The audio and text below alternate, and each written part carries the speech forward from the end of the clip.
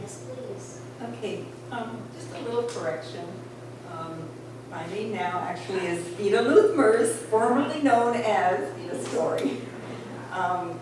So, yeah, it's just wonderful to be back here to see some new faces and to see all these wonderful old faces, not old, but from the past faces. And to be here again after all these years. I never did lose my connection with the Kootenays because I would come back every so often. I have been living down in the United States for 23 years and have recently moved back in September and back to my house in Squirrel Creek, so it feels like I've come home again. And so this is a nice way to just see everyone and get back in touch with what I did many years ago, which started, the Women's Center actually started in 1972.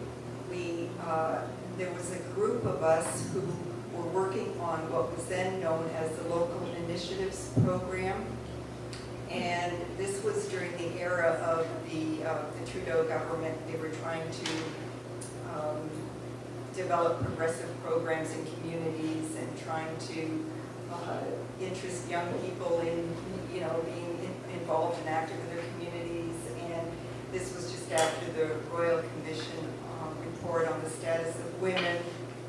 So the Local Initiatives Program was set up in Nelson in order to look at the needs of adult education.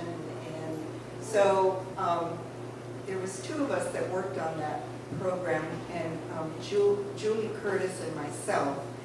And we decided that we wanted to look at the needs of women because we had an office set up at Baker and Ward. It was that, that KWC block building, and we had an office set upstairs there with those nice rounded windows, that a great vantage point for watching parades. So that was the extra benefit of being up there. But actually, before we even got the Women's Center, in 1972, still on the Local Initiatives Program, we met in homes. There was Maureen Argutov, who was involved, and we often used her living room, and we started having consciousness-raising groups. And these were groups that would get together, we'd advertise them, and we'd talk about, a lot of it had to deal with health issues. Back in the 70s, nobody knew where to get an abortion. Who was the doctor that was going to be open to referring you for an abortion? Nobody really knew a lot about birth control or about, it was just something that was not available on a very wide scale. It was sort of a private thing you and your doctor talked about, but we kind of wanted to do some surveys and figure out what were the needs of women in the community with regards to health issues. So we did a health questionnaire sent out to all doctors, and we identified doctors who would be open to getting referrals for abortion, birth control. There was a lot of, that's sort of how we started, was with the health issues. And we applied for a grant.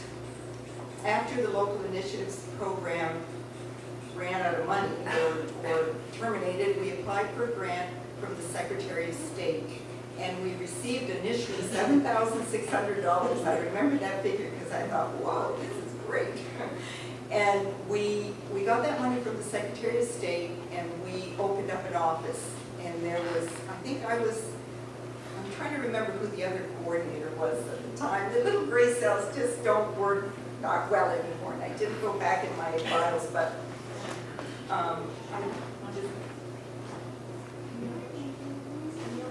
Camille was not there, she came later. But anyway, there were two of us working there. Maybe it was Julia Curtis. I think it was Julia, yeah, and she eventually left and moved to Vancouver, and then Marcia came. But So we decided that women needed a drop-in center. They needed a place to come, and we set up a resource library. We had information about employment. We had information about the health center. It was basically a drop-in center for all women, and we had to we had a kind of a weird landlord. He one day we came to work and he had locked all the doors on us, and we couldn't get up to our center. And I remember thinking, well, what's going on here? And it turned out that he felt that there were too many strange women wearing work boots. And he thought that was too odd and confusing for people to handle. So he didn't think, and he took all our signs away. And so I had to go and talk to him and say, we're here legitimately. Just get used to the work boots. They're not going away.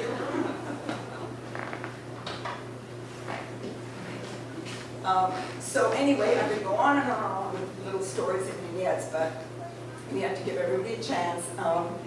So anyway, the center stayed in the KWC block until about, I think it was like till the mid-70s, and then we moved to the jam factory. But it was, I think we were the start of a lot of really positive groups in Nelson that had to do with human rights issues, poverty issues, employment issues, health issues, and they're all still going on. And so it's really great to see something that was started so long ago is still here and still just wonderfully evolving, and everybody's committed to keeping it going, because we did have our really hard times where we ran out of money. We didn't think we'd be able to continue. And every time something would happen and the money would come. So there we go.